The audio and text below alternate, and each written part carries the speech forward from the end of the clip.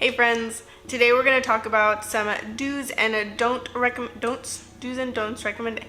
don'ts for hiking the Grand Canyon that I came up with after my experience hiking from the South Rim to the North Rim. One of the first things I'll recommend is cardio. In retrospect, I would have done quite a bit more cardio training. I thought that I was going to be athletic enough playing tennis a couple times a week and going to the gym 4 times a week, but that really didn't work the lungs as much as I had hoped, and I would have been a lot more comfortable had I done more cardio beforehand. I mentioned this briefly at the end of my training for the Grand Canyon video, but I highly recommend that you wear your hiking boots for weeks before your trip. Because I didn't do that this time, I had to heavily rely on moleskin, and even still, I wound up with several blisters.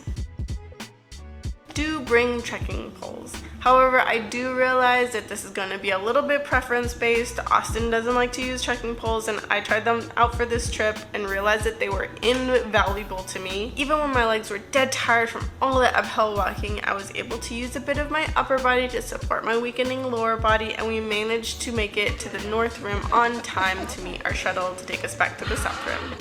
You did it! I also recommend talking to people on the trail. However, I do understand that some people may not be in the most talkative mood if they're struggling like I was. Other hikers may have a more insight on trail conditions and just general recommendations, which is precisely how we found out about Ribbon Falls. This is a side trail that we heard about from some ladies yesterday. There's a river crossing, and I took off my shoes, so we're ready to hike across the water. Oh, he already went.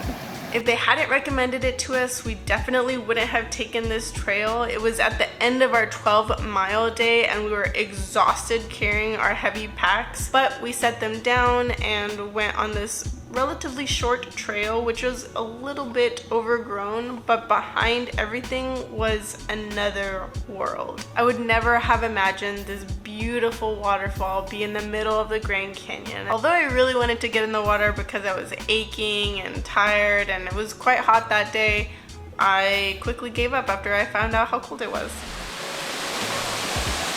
Wow. Do not bring too much food and water with you into the canyon. It just means more weight for you to carry, right? One way to avoid this is by checking at the backcountry office to find out which faucets are on and working throughout the trail. We brought 30 protein bars into the canyon and 24 made them out, so that was just a lot of extra weight that we carried.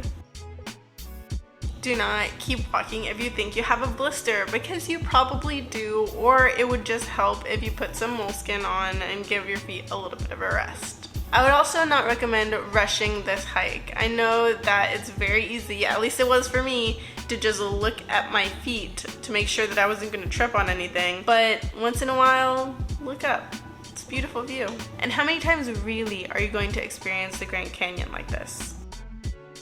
Please don't go into the canyon unprepared, thinking that you can hike rim to rim without having previously prepared for it. We met an older gentleman in his 70s who thought that he could do the whole thing in a day, but wound up borrowing a tent, a sleeping bag. 2 separate people gave them their 1 extra trekking pole, so he had 2. And at least for me, being that unprepared just makes the trip not fun anymore. I've heard also that to be helicoptered out of the Grand Canyon is at minimum $10,000, so it's not only not fun, but it's also expensive AF.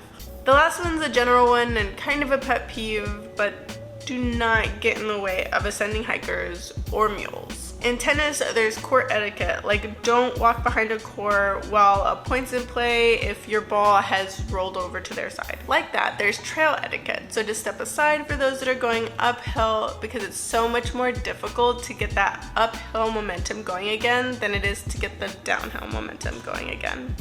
So that about wraps it up. I think I have just 2-ish more videos about Arizona, and then it'll be next year. Wild. Please let me know if you have any questions about what I talked about. Until then, I will see you next time.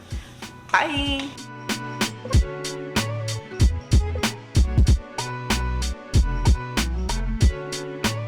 Natural cinematographer. You can say that again. He's a natural cinematographer. 어.